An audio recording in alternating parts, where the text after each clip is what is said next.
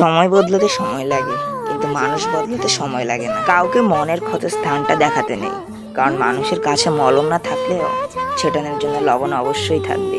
ভালো সময় একটা ভালো স্মৃতি রেখে যায়, আর খারাপ সময় একটা ভালো শিক্ষা দিয়ে যায়। বিশ্বাসটাকে রক্ষা করতে শিখুন, কারণ বিশ্বাস ভেঙে গেলে সত্য কথাগুলো মিথ্যা বলে মনে হয়। যার পরিবারে সাপোর্ট করার মতো কেউ থাকে না, সেই মানুষটাই বোঝে এই পৃথিবীতে মাথা উঁচু করে দাঁড়ানোর সংগ্রামটা কত কঠিন। পুরনো বন্ধু হলো সোনা, আর নতুন বন্ধু হলো হীরা।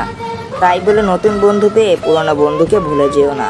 এটা সবসময় মনে রেখো, সোনা দিয়ে আংটিতে হিরেকে ধরে রাখতে হয়। তুমি যদি মনে করো তুমিই ঠিক, তা সত্ত্বেও মানুষ তোমার সমালোচনা করছে, কটু কথা শোনাচ্ছে, তাহলে তাতে কান দিও না।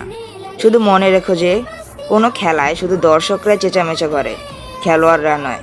তাই খেলোয়াড় হয়ে ওঠো। সবচেয়ে খারাপ মানুষ তারাই যাদের অহংকার করার মতো অনেক যোগ্যতা থাকা সত্ত্বেও অহংকারের বিন্দু মাত্র তাদের ব্যবহারে থাকে না। সময়ের সাথে সবকিছুই পরিবর্তিত হয়, সেটা হোক বন্ধুত্ব কিংবা ভালোবাসা। পুরনো হলে দাম কমবেই, সেটা হোক জিনিস কিংবা মানুষ।